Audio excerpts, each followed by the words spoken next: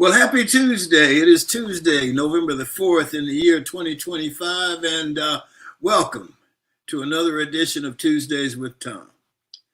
Well, National Adoption Month is celebrated in November to raise awareness of the need for adoptive families for children in foster care and to celebrate families who have grown through adoption.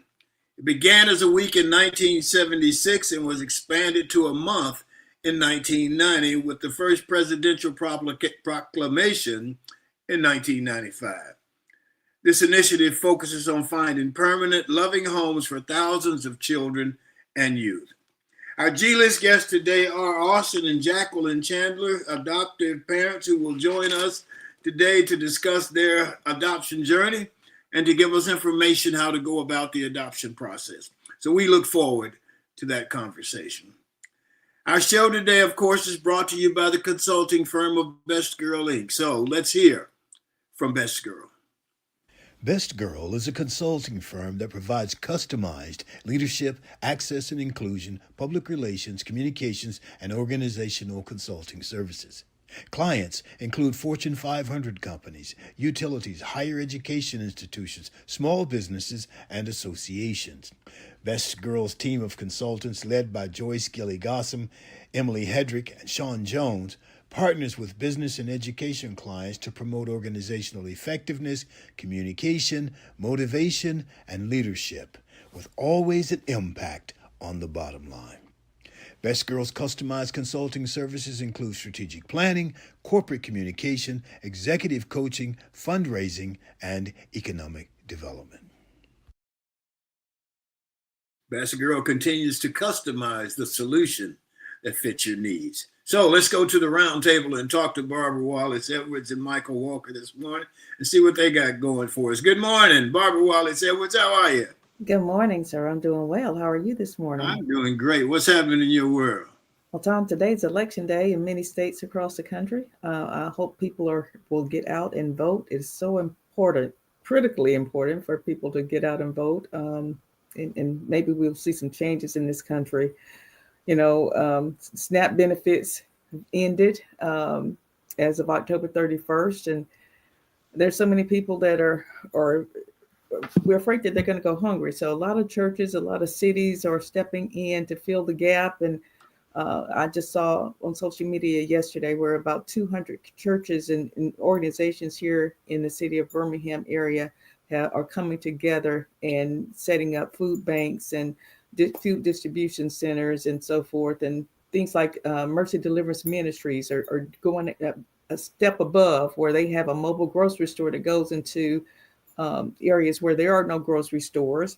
And they're even offering free foods for people that are SNAP benefit recipients. And so there's just a lot of stuff going on right now with the government being shut down. The SNAP benefits are ending. Affordable Care Act, is prices are increasing, all because people in our government are making crazy decisions and not doing what they need to do for the constituents. And so I'm praying that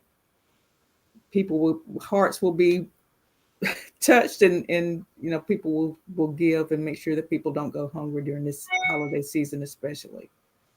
Well, we certainly hope so. And I went to see my guy yesterday. He's I assume he's homeless. He sits outside the county center over here, and right. I was on a bicycle ride yesterday, so we had some extra food and stuff around here. So I took him a bag full of stuff, and wow, he's always grateful. And yes, you just don't know what his story is. You don't. How he got to that step in life. Right. Just wish him well. Yeah, it could be any of us that are homeless and out on the street. So, we should look at those people not with disdain, but with hope that, something will change in their lives and they will receive the help that they need. And until then, we just need to help them any way we can by providing food like you and Joyce do and so many others. So, we don't need to look down on them. Yeah. I deliver the food on my bicycle. Oh, wow. Let's get Michael Walker in here. Good morning, Michael Walker. How are you, buddy? Oh, I'm doing well, TG and Barbara. I hope you both are doing well this Very morning. well, sir. Thank What's you. happening in your world? Well, I want to piggyback off of what Barbara was talking about. She's talking about the expiration of the SNAP benefits and subsidies for ACA. There's been a lot of talk within the media that the Democrats have shut down the economy over wanting to give health care to illegal aliens. That's been the main issue there. And just to give you guys an understanding, and when I say that, I'm talking about our audience and everybody, how politics work and how each party couches things in order to get what they want. Mhm. This deal about giving health care to illegal aliens, what they're actually talking about is a law that's on the book. And it's a law that says emergency medical treatment and active labor law act, which was signed in 1986 by none other than Ronald Reagan. Right. Okay. So come to today, and they're still saying that that's what the Democrats shut down. But this law, it says that hospitals that participate in federal government programs such as Medicare, meaning they take Medicare and Medicaid patients because they get paid for it by the federal government, they have a duty to provide emergency care to anyone regardless of their legal status, is what the law says. So to now twist that and say that the Democrats want to shut down the government because of not providing illegal aliens health insurance is false. Absolutely And, false. and let me just clarify one thing. And you're a Republican, right? I am. I Right. am a Republican. So you're not Right. choosing sides. You're just calling it like the law is. That's it. This is what's written in the Yeah. on the Right. book. Right. Yes. And Yes. most That's- people, other than the cult members, can see that. They know what the real story is. These Republican senators and representatives are refusing. They're not in Washington doing what they need to do. They're refusing to hold town halls in their respective states because they don't want to hear what the people have to say. But most people know that that's just not true. So yeah, it's sad, and they want to get what they want, and they're going to lie to try to get what they want. And Well, it's up to the people. You It can't is. listen to it is. all the gobbledygook that's being Yeah. put out there. That's why I say it's so important for people to go to the polls and vote. Yes. Important Yes. to vote, Yes. important to know the facts. That's the thing, and it's interesting. Each party is jockeying for Sure. voters and stuff. Mhm. But to me, if you would be honest and tell the truth with people, I think you'll go much further. I agree. I agree. I agree. I agree, Michael.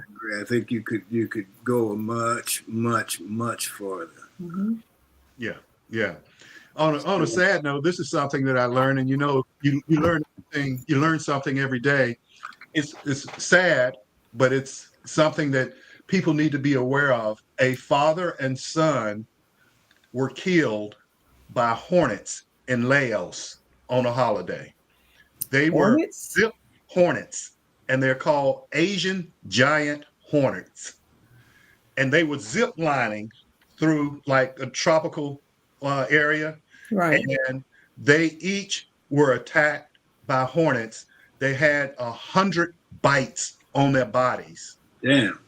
and they were able to. And they're just flying hornets. I guess the nest was disturbed or something, going zip lining through the forest and stuff like that.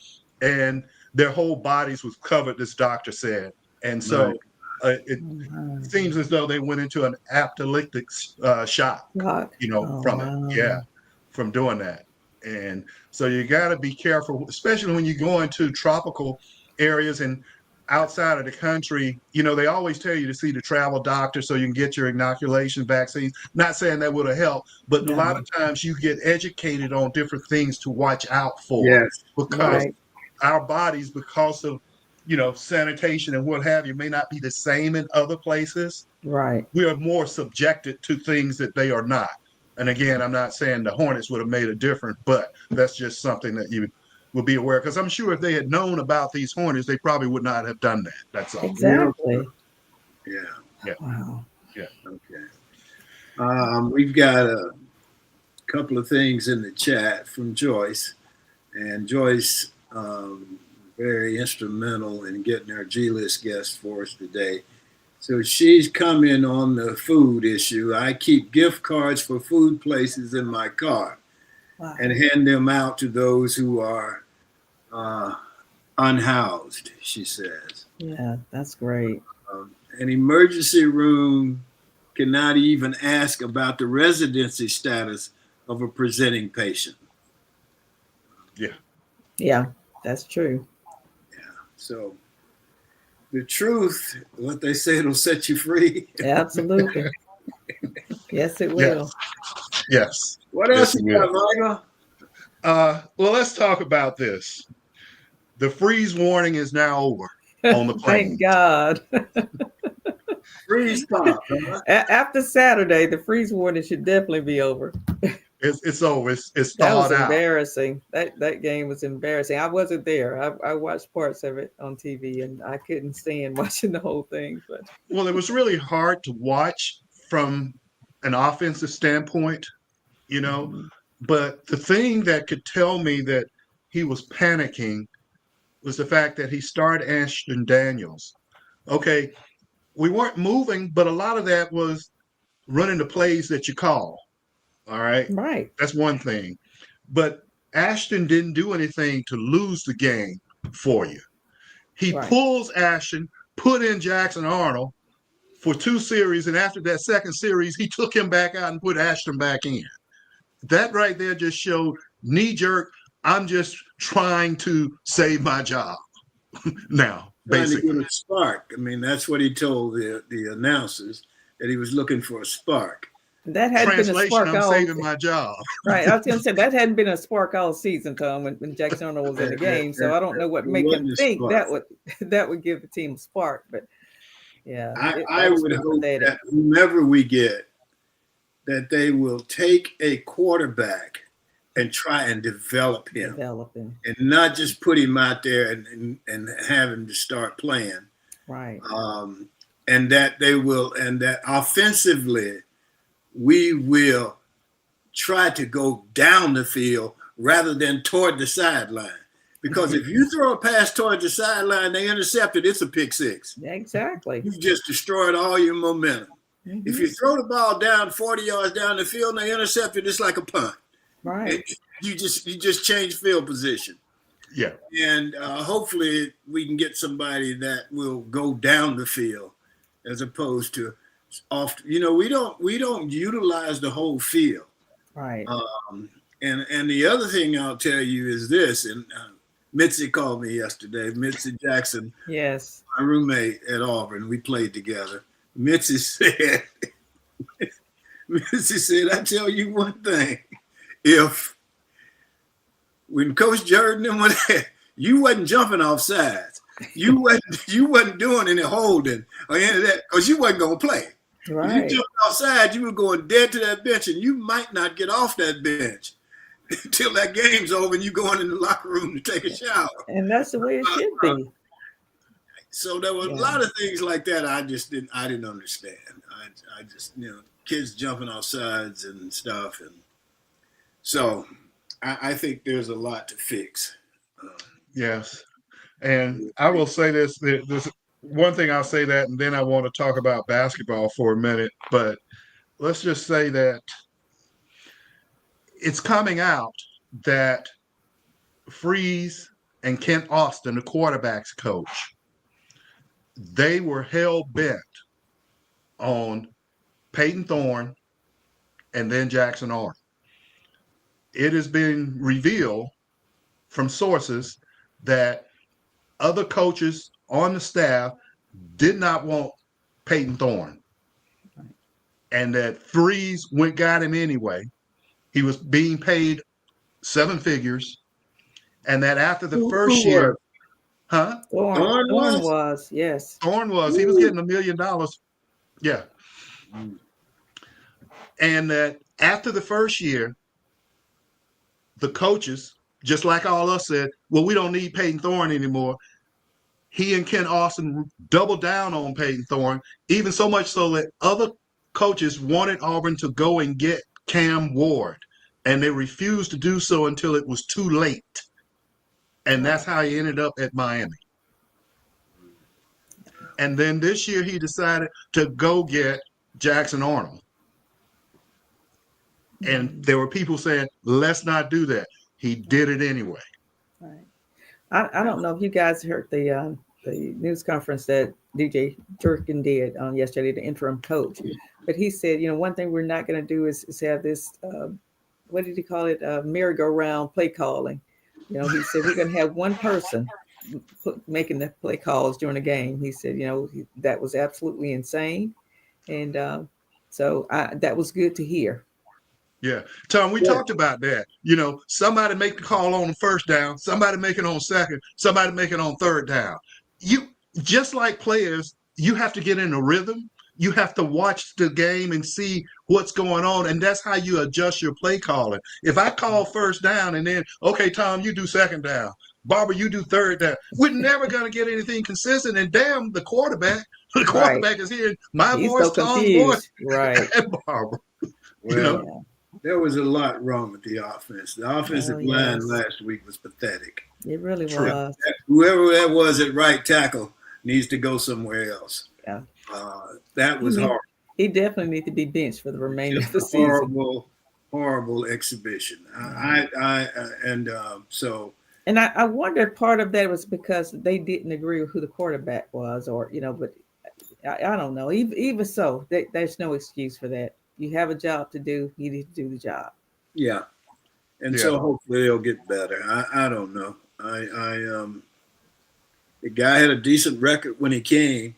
And then, now you go back and you look and you wonder, well, would Cadillac have done any better? I don't think he could have done much worse. I agree. Would Robbie Ashford could he have done any better?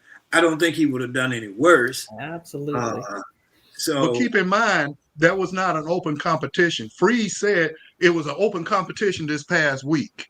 Okay. So you're telling us that all the other competitions were not open. Not open, yeah. He had an open competition this last week? For quarterback. Yeah. For quarterbacks. Yeah. Yeah. So the rest of the season it wasn't. It was just his choice. Yes. Well, he supposedly had an open competition last year with Peyton Thorne and whoever else that was, and was it Robbie? It was Robbie. That was 2 years ago, and so Robbie transferred last year. But that's what I mean. It wasn't open. It was never open. Never. It was never open because Robbie never got a chance to play. Right. Well, I don't know who Auburn has on the search committee for the coach, but I mentioned it before. I think they need to call you and Michael to serve on the search committee for the new coach. I went to the bank yesterday, and my banker asked me if I wanted to be the coach. You can do a better job, Tom. I said, damn, y'all must be desperate now. I don't know if you want to get back into something like that, but you can definitely do a better job. But they might want to consider contacting you guys at least for the search committee. Makes a good hire, and I hope so. But before we go, I got to say this, guys. Basketball season started last night. Mm-hmm. Auburn had it wasn't an exhibition, but it should have been. Yeah, they played Bethune-Cookman. And they won in overtime. Went into overtime. 95-90 in overtime. At home. Bethune-Cookman. At home. Bethune-Cookman. I know. That was a national internal search, wasn't it? Yeah, right. What kind of search was it, Michael? National internal. A national internal search. That's what you get when you do that national internal search, Michael. Yeah. Tell me how can you have the athletes that Auburn have and go play Bethune-Cookman? And there's no disrespect to Bethune-Cookman. None. I know there are a lot of great players that are overlooked, okay? But what I'm saying, a school with the resources, the history, whatever tradition we have, just say the last 10 years, How do you go to overtime at home with Bethune-Cookman? That just does not make sense at all. None at all. I thought it was a misprint when I saw it, Michael. I was like, wait, what? I didn't see it. Tied? Overtime? I Can't be. do think that, and I think this is, I was telling you about Mitzi called me yesterday. I do think that we have lost the tradition of who we were. Yes. Auburn's football team was, you didn't want to go play Auburn. Right. Because win, lose, or draw, it was going to be a hell of a game, and you were going to be fighting for your life. Right. You know, and I can go back to my years, and hell, we never had a losing season, man. Right. You know, and so a lot of that is hard to watch. It's like Mitzi said last night, you jump off sides, you going to the bench. You wasn't going to play no more that game, more likely. And I'm talking about anybody from me up to Pat Sullivan. It didn't matter. You know, Pat Sullivan tells the story about where it was fourth down, and Coach Jordan told him to punt and sent the punt team out there, and Pat waved him back, told him to go back. And he went for it on fourth down, and he didn't get it. And he didn't play any more that game.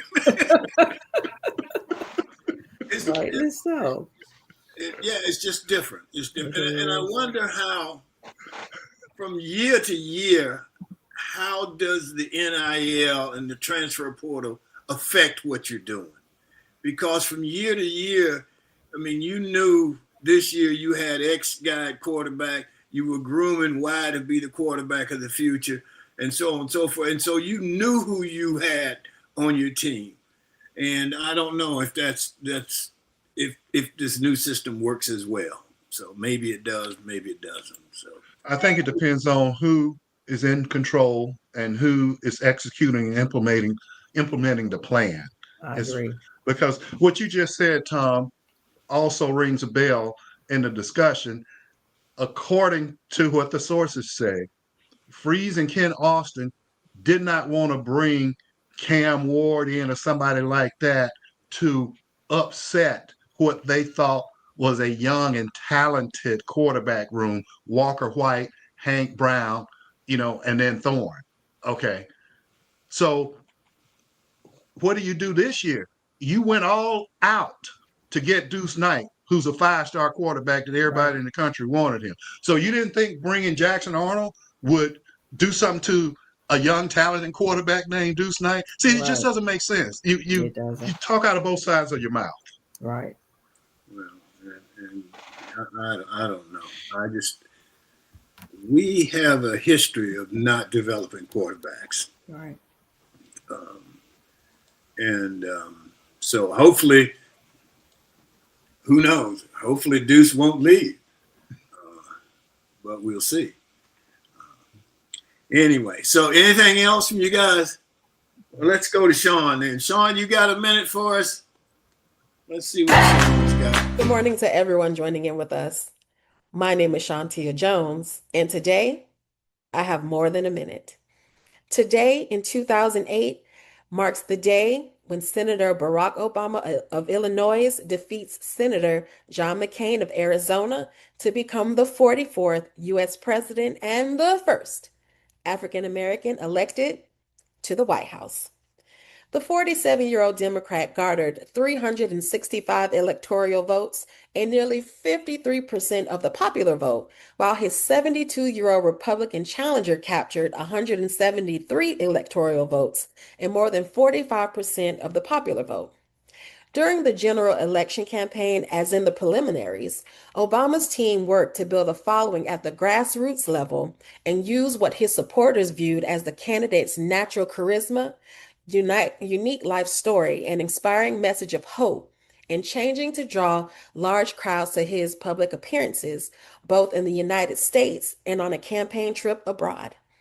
His team also worked to bring new voters, many of them young or Black, both demographics they believe favored Obama, to become involved in the election. Additionally, the campaign was notable for its unprecedented use of the internet for organizing constituents and fundraising.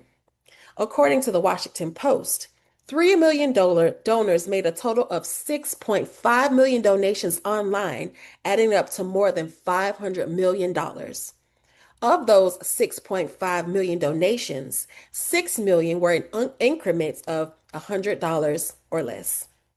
Obama was inaugurated on January 20th, 2009. On November 6, 2012, he defeated Republican challenger Mitt Romney to win the second term in the White House. He left office in January 2017. Thank you all for joining in. My name is Shantia Jones, and this has got a minute. So in love with you.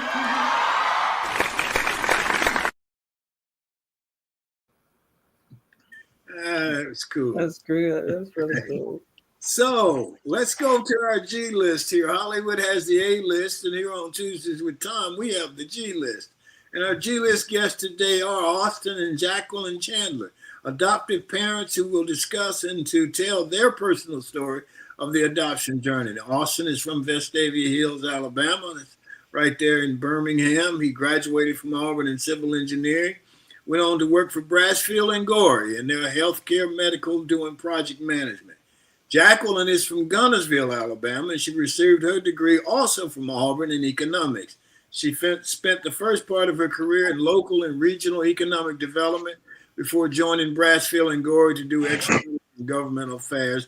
They currently live in Homewood, Alabama, with their two sons, Asher, who is 2.5, and Elliot, who is 3 months. In their spare time, they enjoy cooking and baking and hosting and playing trains and reading Dr. Seuss books and swinging really high on that swing in their backyard. We got one in our front yard, but it doesn't swing that high. So probably because we don't want it to go that high. I got on it one day and the salt air had, I guess, I don't know what you call it, but anyway, I fell. It's what happened. So I tell you what, let's go to our G-list guests and welcome them. Welcome, Austin and Jacqueline. How are you guys this morning? We are good, Tom. You know, I think the story we don't want to tell about the swing is when we moved into the house. Mm-hmm. I decided to see how high I could get on the swing, and I actually snapped the rope. So yeah, we had to change it out since and kid-proof it a little bit. Yes. But and Asher went up and hit Austin on his leg because he was mad that Daddy broke his swing. Hit after that one, but we understood where Asher was coming from, you know. a heavier rope is in, and we can play safely now in the backyard. And it's salad free. Yeah. Yeah. You have to be careful down here with the salt air because it erodes things. And so I sat down on the swing, man, and boom, that thing just gave way and hurt my back. And so when I get on it now, I do a test before I let it swing by itself first. And I get on it. So Barbara, what kind of questions you got for the Chandlers here? Well, Austin and Jacqueline, thank you so much for joining us this morning. And thank you for taking that step to adopt a beautiful child. I actually started on the adoption journey myself many years ago, and was like 2 days from adopting a child, and the mother changed their mind at the last minute. Tell us about your adoption process. Where did you get started? Where did you even, how long did it take for you to Yeah, that's I hope we have a long time, but we'll make it through. So I am adopted. My parents decided to adopt me and my brothers. So I've got 2 other brothers, and all of us were adopted. So I mean, as you could imagine, adoption has always been in my heart personally. And I mean, Jacqueline, from your side, your family has some history of fostering. And so just always had a heart and a passion for others, and maybe what looks non-traditional in a family sense in society today.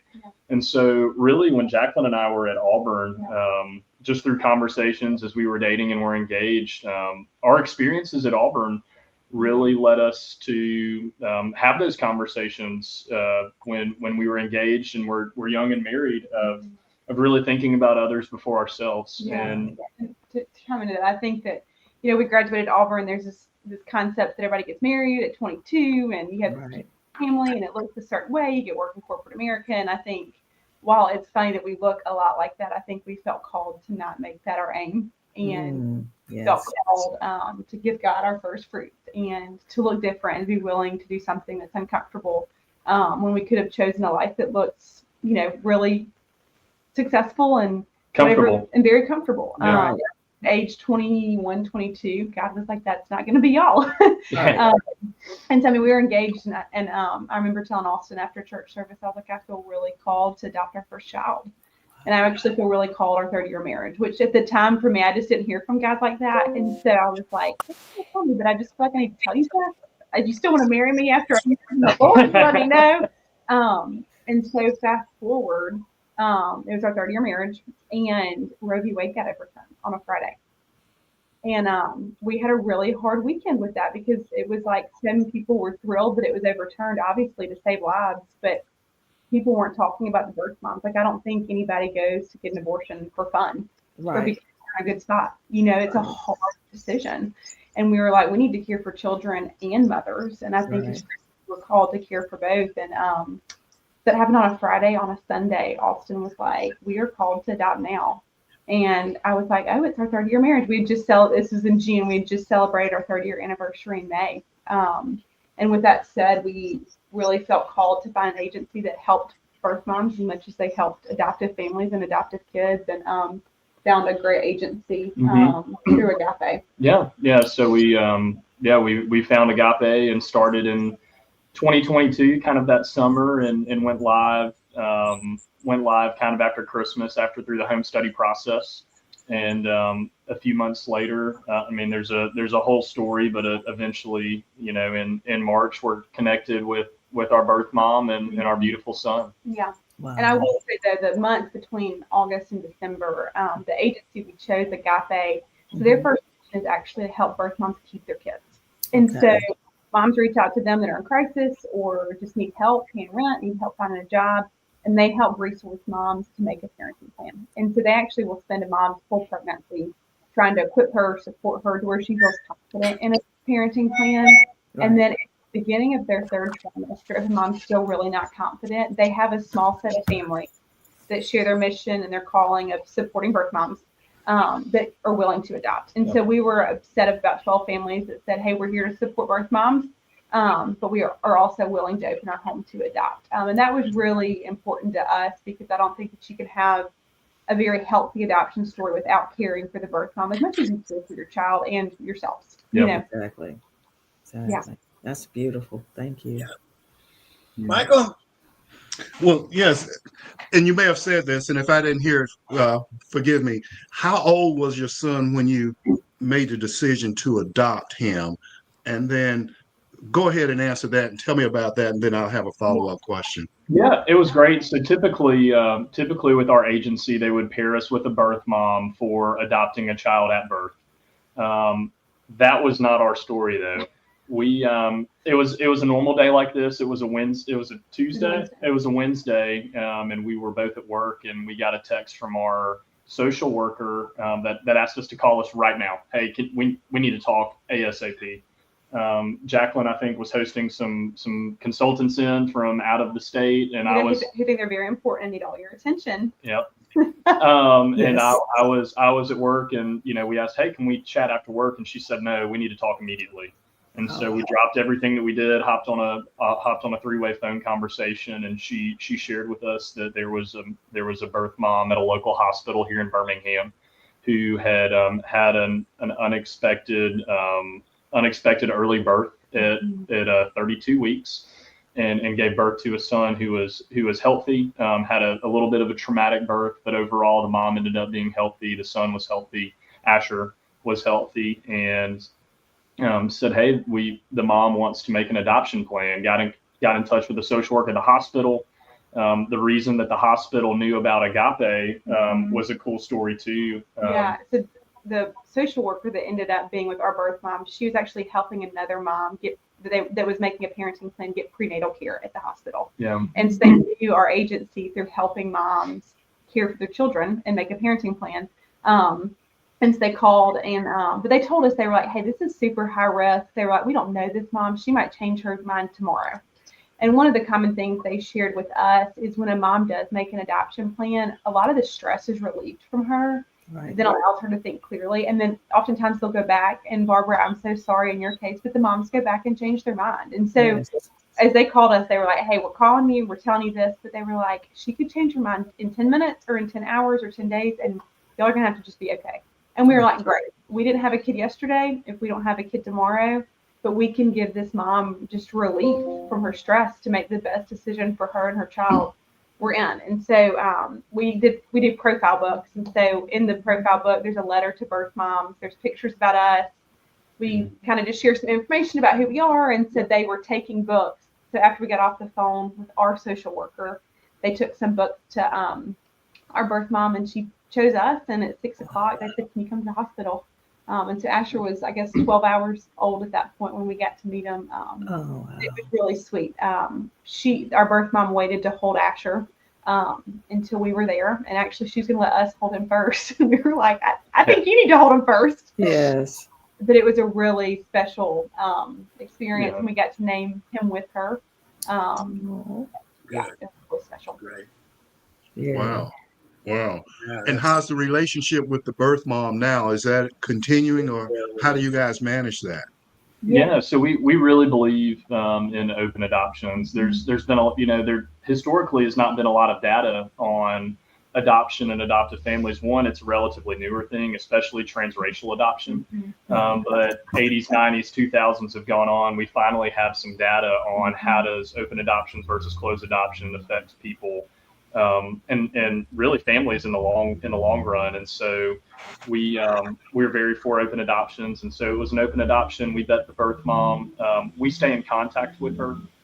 We've been open to seeing her a few times, but she is younger, and her contact in person is a little bit more limited, just with her family situations and dynamics And her responsibilities. and her responsibilities that she has as a parent and as a mother already to another. And so we send her updates monthly, and she'll every once in a while reply to that and just send us notes back. And so there's still a level of communication that she is seeing Asher, and two, we talk about her to our son, and that's something that we feel is very important to keep that there, and for him to know who he is and his identity and what this means for the long term. So there's nothing. Jacqueline and I always joke, there's nothing to hide in our family. No. We are out there and willing to have hard, vulnerable conversations if needed to, but it's the most fruitful thing to do for our family.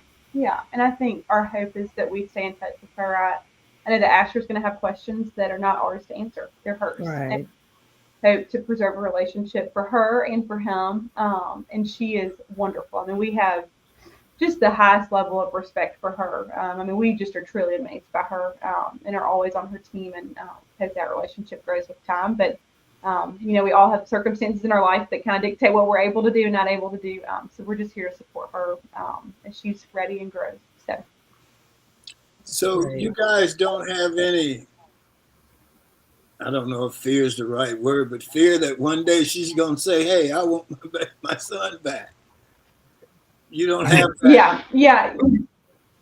Well, so, the court system actually does a great job. In Alabama, there's a 14-day period where a mom can come back after making a plan. And ask the child back, no questions asked. And then there's a period between that end of that 14 days and final adoption where a mom can come back, but she has to prove fitness to parent, financial fitness, and all that.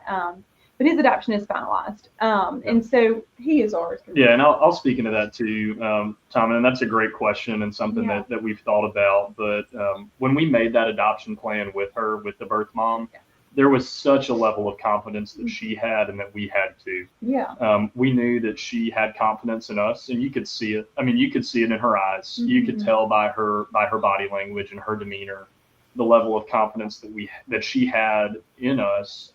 That's something that's, not something we're to be proud of, but something that we're to steward well. Mm-hmm. And so we know that when we left and she was discharged from that hospital and we ended up a few weeks later taking Asher home, that we had a huge calling to steward that well, and that she knew that she was walking away in confidence that she made the right decision. Mm-hmm. And I would say through our conversations with her and interactions with her that she still feels that way. Mm-hmm. But I think there is another piece of that, Tom, that I believe you're getting at.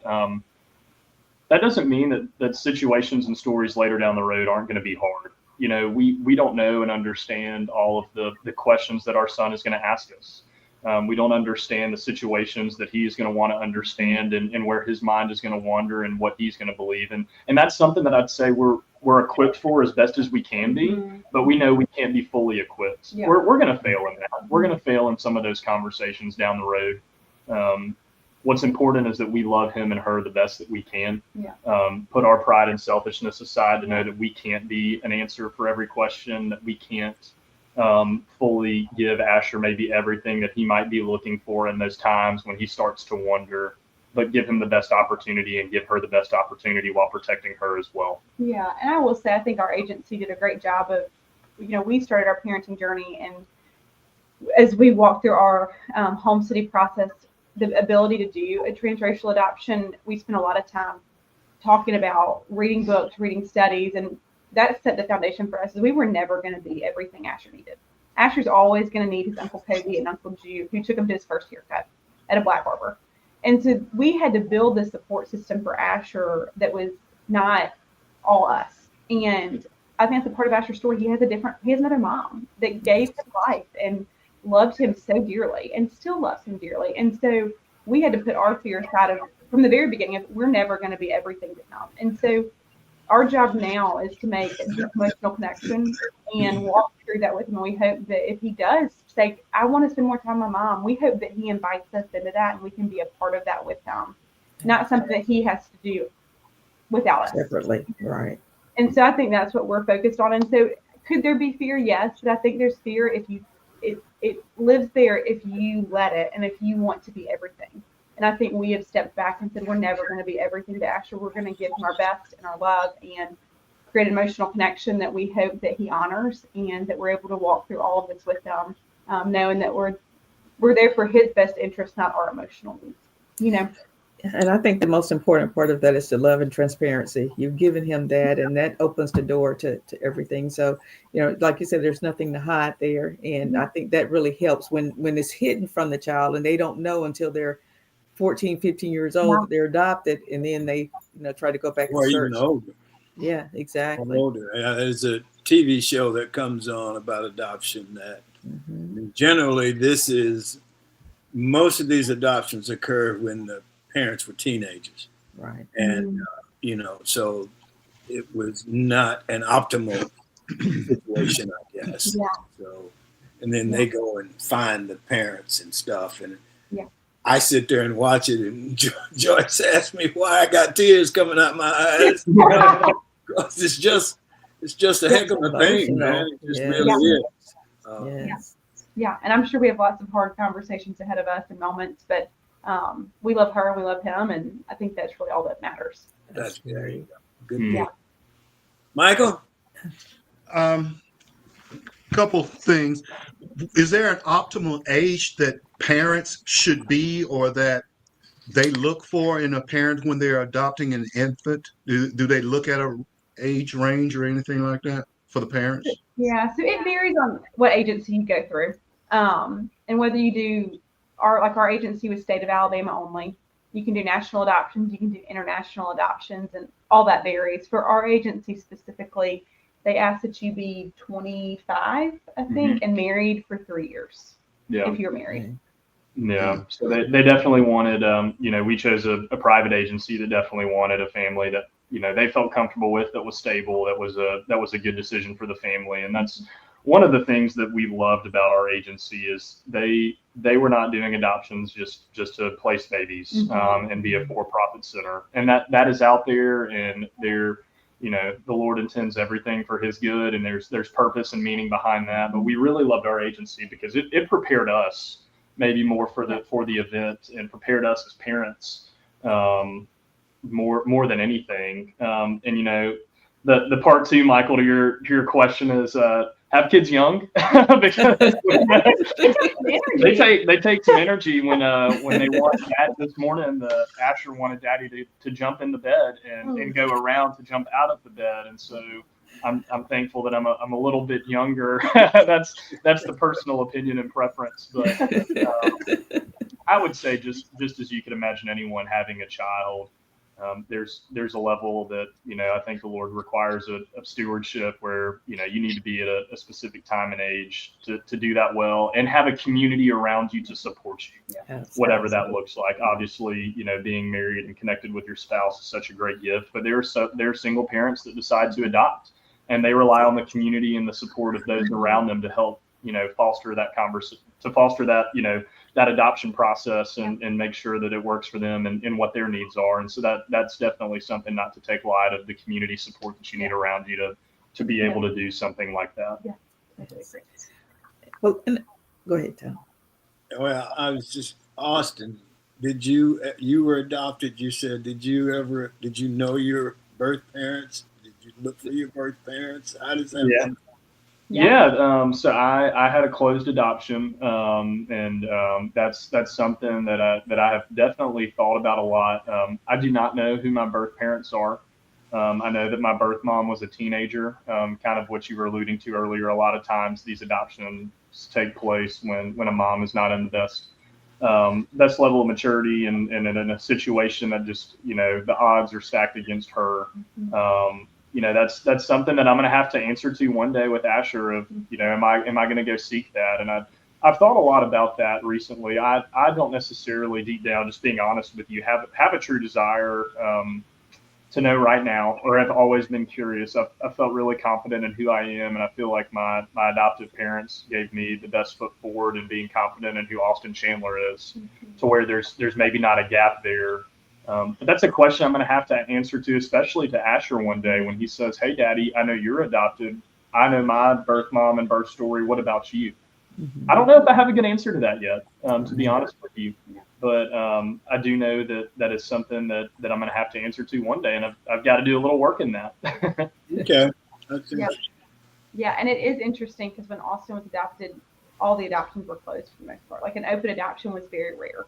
And so past 5 to 10 years that all this data has come out that really is pro open adoption. And so it's super interesting to walk about his adoption story and then ours and just how that's changed in 25, 30 years. Yeah. You know? Yeah. Barbara, you had a comment earlier I thought was interesting and something that relates about how, you know, our call is just to love and to be transparent. Yes. One of the things our agency did, specifically adopting transracially, is they made us read a book that was, it was thick. It was a good 450 pages.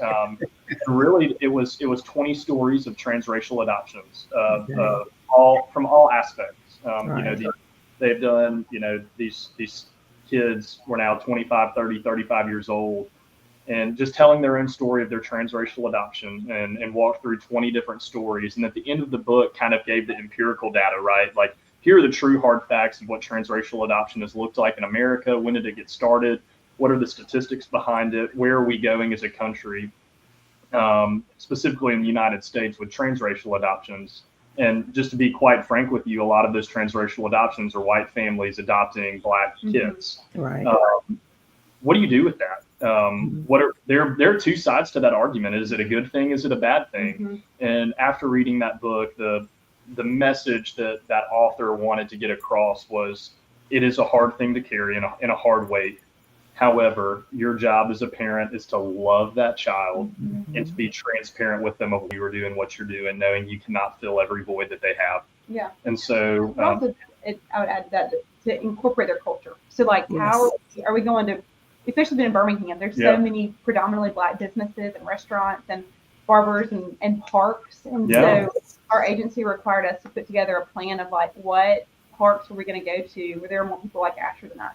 What restaurants are we going to go to? What barber? Just all those things. Who are our friends? Does our life reflect that, right? And then also, where is he going to go to school? Does he have teachers that look like him? Does he have kids that look like him? And so they required a lot of us to make sure that our life supported him and his culture too. Yeah, That's and I would great. say tying this back to Auburn. Auburn did a great work in us. I mean, I know me specifically. I know Jacqueline specifically with what she did in her time at Auburn. But I don't think that we would be sitting here without the experiences that we had in Auburn to challenge us in a way of how do we think about inclusion? How do we think about working with people that think different than us, that look different than us, that make us feel different. And so I think that was a huge integral part of this, and us being able to say yes to our transracial adoption was Jacqueline and I felt equipped with our experiences at Auburn that we had to be able to do that and support that through our friends in our community and those that have challenged us along the way to think maybe different than the status quo of going to a Southern university. And that's something that we are proud of, and we know there's a lot of work there that's still left. Something that we think of often. Tom, I was sitting there at the football game on Saturday with our 2-year-old son and looking at Jumbotron and watching your tunnel video. It's moments like that where you and a lot of the work that you have done have made that opportunity for Asher to be able to experience something like we experienced that he traditionally would not have.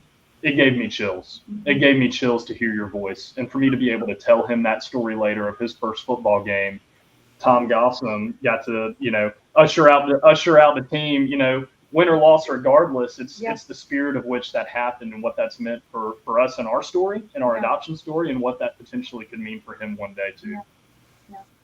Good to hear. Awesome. That's great.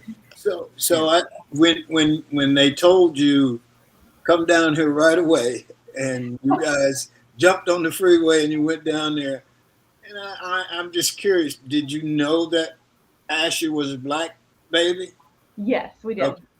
Yep. Okay. They said black African American boy. Yep. Mm-hmm. Okay. We did. I just got to say, first of all, hats off to you guys for taking this on and making this decision. And just from sitting and talking with you, I can tell that it was made from the heart and out of caring. And I'm really inspired by you. And it's a story that really shouldn't be taken lightly, that who would think from Auburn University this has happened.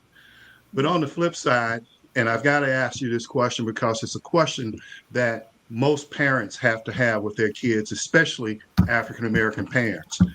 When are you going to have the talk with Asher? And how are you going to explain to him how, as a young African-American male, when he leaves the confines of the cocoon that you have built for him of security and what have you, and go out into the world, how are you going to have that talk with him so that he'll know how to navigate and manage a situation where he gets pulled over at nighttime by a white police officer that doesn't have the same belief that you do? Wow. Yeah. Good question. You want me to start that? Yeah. Okay. Go, Dad. Michael, something that I think is the biggest challenge that we have in the future. I think the first thing is all of those conversations Dad cannot have.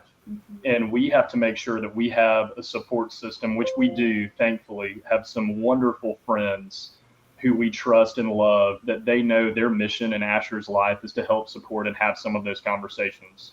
Because he needs to see that from people that look like him. And we know that is the most important thing. And I would say, I think we can have those conversations, but we have to be advised. We can't have those conversations from experience, right? We can have those conversations with him, but we have to use our community and our Jew and our Uncle Cody to go, hey, can you equip us? Can you share your experiences for us to equip Asher? But we're going to be calling in the uncles to help us. And because he does need to hear it from people that look like him and to share their experiences. And so I think that's a group conversation that it's just going to have to come with time and probably lots of conversations, probably not just one. Yeah.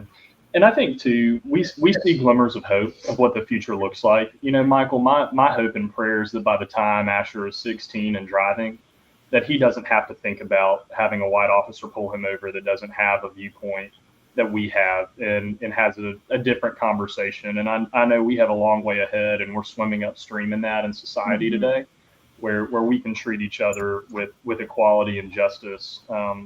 That's also something that we think about a lot and pray about a lot, is that we hope there's enough rubbing against the grain in society which we know there won't. We've seen tale as old as time of what, just what the chaos of this world brings. But that's just something that we hope for too, is that as times change, we have people that create that impact in a person by person, family by family mentality to open our eyes. Yeah. And that's where we felt that, transracial adoption was maybe our small step into that, where we could be making change one by one and have conversations and share stories like this to, one, equip families to be able to do that, but two, to create that change to where maybe one day Asher won't have to experience that. We've come a long way, but I still think we're in the first inning of this ball game that we're playing, and we need to continue to steward that. So like Jacqueline said, have others equip us, but also too, we can't share the whole story. Yeah. Well, and I also think too, my role doing governmental affairs, I see how important it is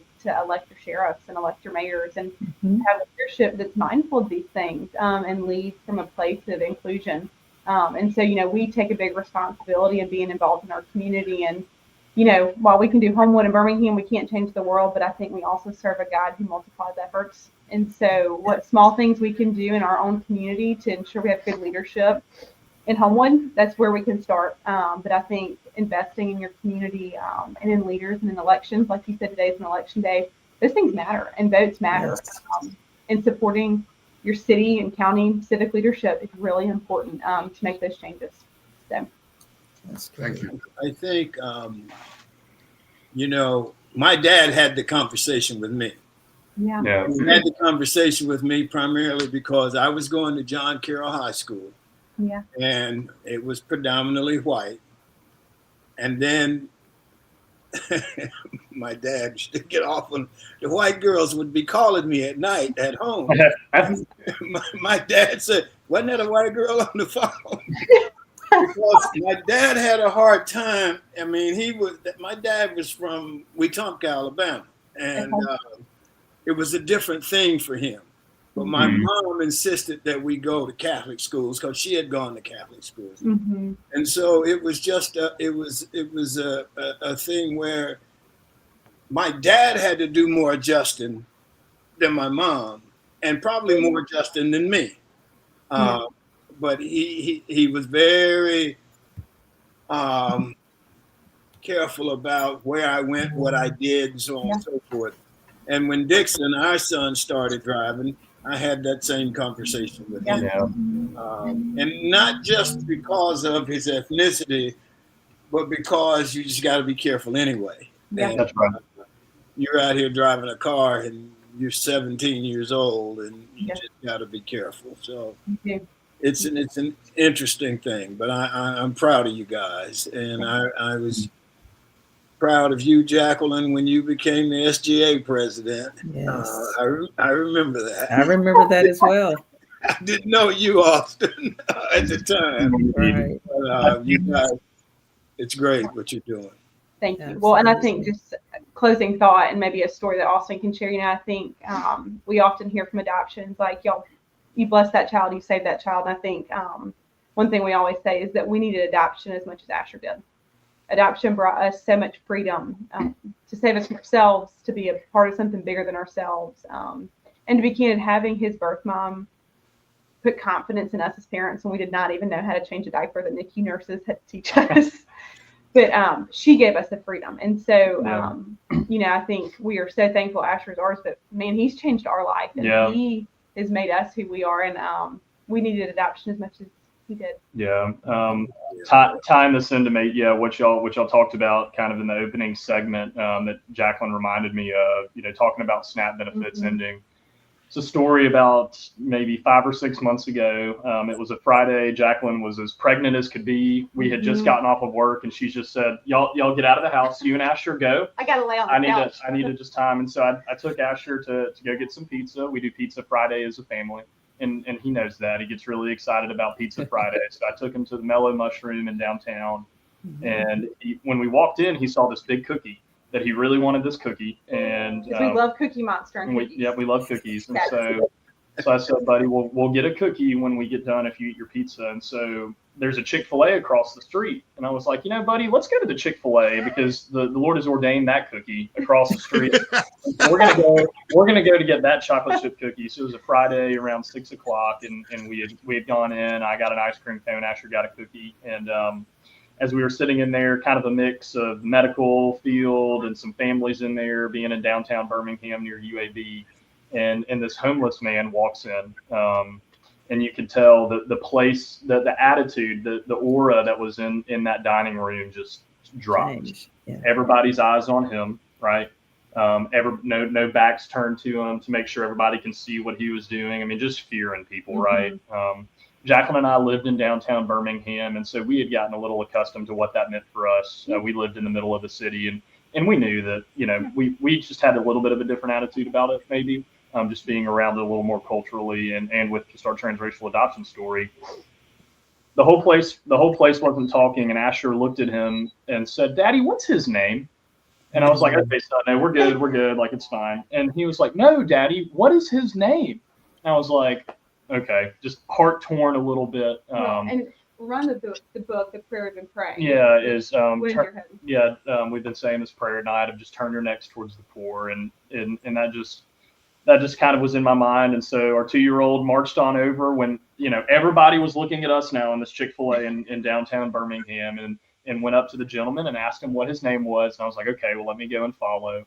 And the gentleman said, "Hey, what's your name?" And he told him his name was Asher. And then I proceeded to ask, like, "Hey, can I buy you a meal or anything?" And so Asher and I went up and purchased some stuff for him and brought it back and had a small conversation with him. And the guy was just so appreciative, right? And Tom, you were saying you never know someone's story. Yeah. Hearing about your Meals on Wheels volunteering, biking down to give someone some food, you never know a story. But just having a lesson from a 2-year-old of what is the importance of a name, what is the importance of making sure people are seen, because you never know how that's going to impact someone else, and how the story of adoption in our 2-year-old and Asher, for him to look at me and teach me a lesson about making sure someone is seen and that their name is heard, right? And that they have a story that they need to share. And just a small little act can go a long way. So kind of tying that back into y'all's opening segment, that was just a really powerful story that I get to share with him one day, just about how he has blessed us and his adoption has blessed us too. And so many others. Yeah. Yes. It's wonderful. Right. Well, thank you guys. Michael, Barbara, you got anything else before we... Thank you guys so much for being with us. It's wonderful. And I'd like to meet both of your sons at some point. Yeah. Asher and Elliot, yes. Yeah. So maybe when Joyce and I are up there, we'll get a chance to visit with you guys. Please do. Come on, I'll push you on the swing. Long as I don't fall, brother. Long as I've gotten past that falling age. That's good. Well, thank y'all so much for having us. Thank you guys. Thank you so much. Thank you. Enjoyed it.